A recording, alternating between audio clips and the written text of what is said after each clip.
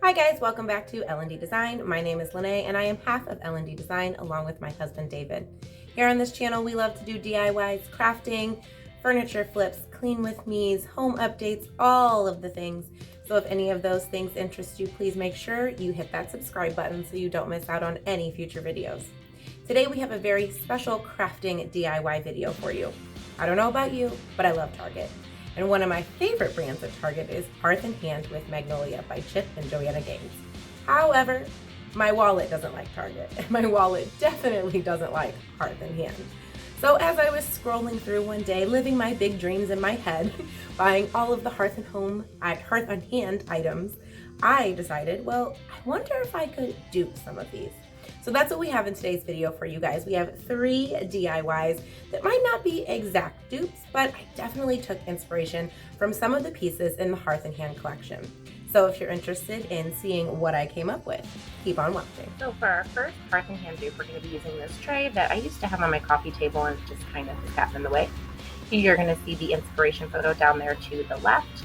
$20 for a tray was a little bit more than I wanted to spend, so I decided to not make an exact dupe, but use this tray as inspiration because I really loved the woven aspect of it. So I am just using some nautical rope from Dollar Tree, and I'm just going to start, as you can see, from the outside and work my way in. This did take quite a while. I will say it's a very easy craft, but it is a very time-consuming craft. One tip I will say if you're going to do something like this is to make sure that you get some hot glue in those corners and that you really kind of bend your nautical rope and push them really good into those corners so that it kind of keeps your design going and keeps your pattern going. You're also going to notice I have a ton of hot glue strings. I need a new hot glue gun. This is just a cheapy hot glue gun from the store because my old one broke and I couldn't afford a really good hot glue gun, but I struggle with hot glue strings. I'm now going to take some different nautical rope. This is a little bit different. You'll notice Dollar Tree has 2 different kinds of nautical rope. They look almost the same, but one is shorter than the other, and this one is a little bit different than the one that I just used. And I'm going to use that to kind of go up around the inside of the tray. I did not have enough nautical rope on hand to cover the whole sides of the tray, so you're going to see that I just kind of leave that open. But I did want to bring the nautical rope up, so I really got that very natural look all the way up the sides of the tray.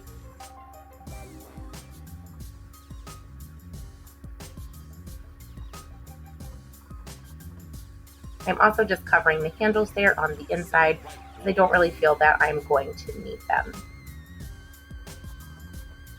When doing my seams, I really tried to make sure that I hot glued those down really, really well and tried to make the seams where I started a new piece of rope as seamless as possible so it really looked like one beautiful piece.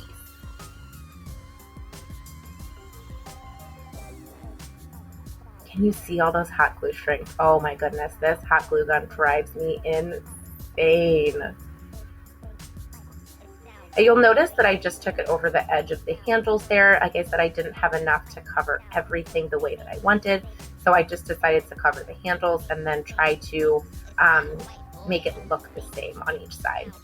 I'm using a lint roller so that I could get off some of those hot glue strings. They were everywhere. You can't see it on camera, but guys, I had them all over the tray, the table, myself. It was a mess. So this was the easiest way I could do that. Next, I'm going to be taking a lighter and I'm just going to be burning this a little bit. Be careful when you do this step because it can get out of control really quickly, but I wanted to burn some of that kind of fuzz off. And then my lighter actually started running out of fluid. This lighter is from Dollar Tree. They're really, really great. I love them, but I've had this one for a while, so it is out of fluid. I use it a lot to light the candles in my home. For our next project, you're going to see the tray reveal here in a little bit. Don't worry about it.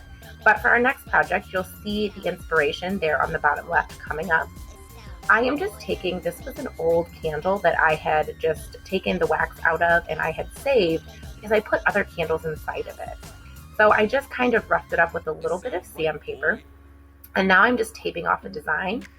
In the inspiration from Hearth and Hand, it was a little bit more diagonal, but I decided to make mine a little bit more straight. I was having a really hard time getting that kind of diagonal situation going on, so I just decided to make mine a little bit more straight. It would still give me the look that I want. just pressing my tape down really good so I have no bleed through. I am now going to paint part of this, and I am just using a color sample. This is the color we actually just put on our living room wall, but I want to use this color sample up because I absolutely love this color. I'll link it down below. But I got the sample. Why not use it in some other decor items in different rooms in my home? I love it. I'm starting by painting down pretty far on the inside, just so I don't get anything clear showing through once I have the whole thing painted. And I did about 2.5 coats on this, just to make sure it had really good coverage, and I let it dry in between. Now for the most satisfying part, pulling off your painter's tape and seeing that crisp line.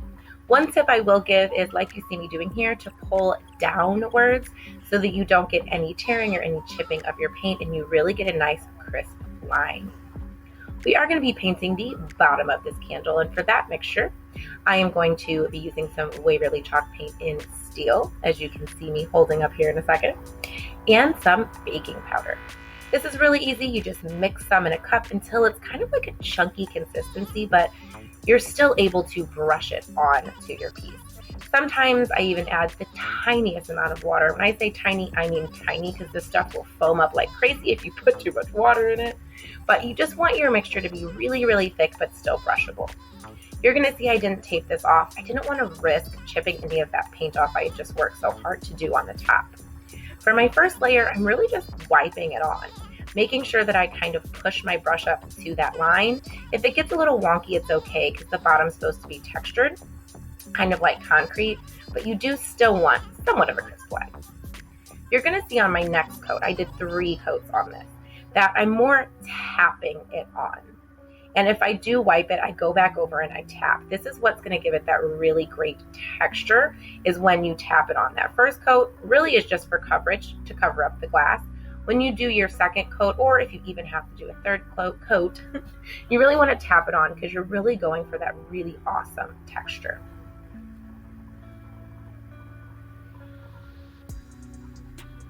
And here's the final reveal of both that woven tray for $20 and those candle holders, which I believe were $6.99 a piece. I decided to style this in our master bedroom. I absolutely love it. I am losing my voice. I am completely amazed with how that candle holder turned out. You could do this on a regular candle, but I like the candle holder because then I can switch the candles out for the different seasons or whatever scent I'm feeling. Let me know down below in the comments, which one is your favorite? Do you prefer the tray or do you prefer the candle? I'm leaning more towards the candle.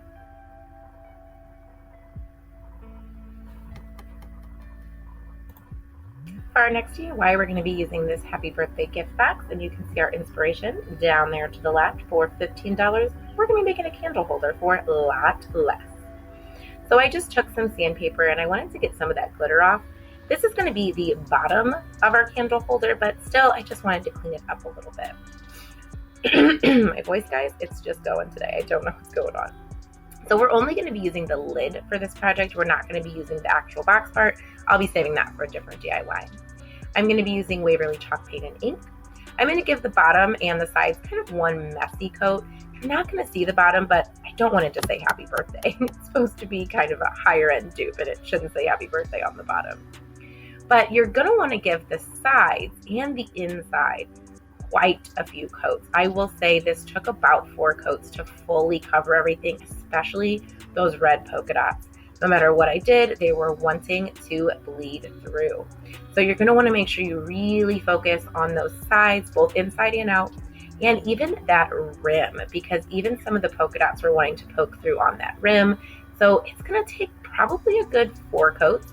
Maybe a paintbrush would have been better. I just had a foam roller on hand. All my paintbrushes were drying, so maybe I shouldn't have used the foam brush. Maybe a paintbrush would work better. Once we get that all painted, you're going to see that I did paint 2 long dowels and 1 short dowel. These are both from the Crafter's Square section at Dollar Tree.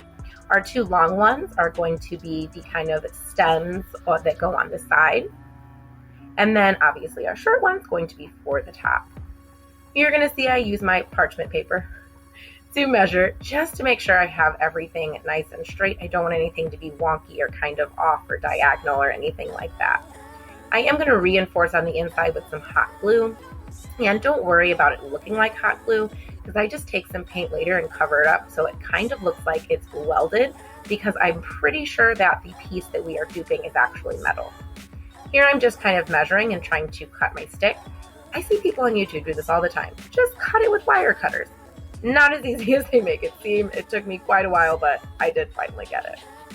I'm just going to be attaching that to the top with hot glue. You're going to want to make sure you don't pick it up by the top. I don't know how sturdy this thing is going to be, but it looks good. And then I'm going to take some paint too, just to those edges of the dowel that we just cut, to make sure none of that natural wood is poking through. And here you're going to see it styled two different ways. This first way is going to be, well, as a candle holder. I didn't have a tall enough candle to put in it, so use your imagination. And I do wonder, what do you guys think? Let me know in the comments. Should I have made it a little bit shorter so there wasn't so much space between the glass candle holder and the actual piece? What do you think? Let me know down below. I also styled it a second way as a candy dish by my front door, which I think is absolutely adorable, and yes, it's still there. Thank you guys so much for watching today. I hope you guys enjoyed this video. Please like, comment, and subscribe. And check out some suggested videos, either to the left or right. I'm not sure where YouTube puts them, but they'll be up there. Some more DIY, something similar to this. Thank you guys so much for being here. We love you all so much, and I hope you have a great day.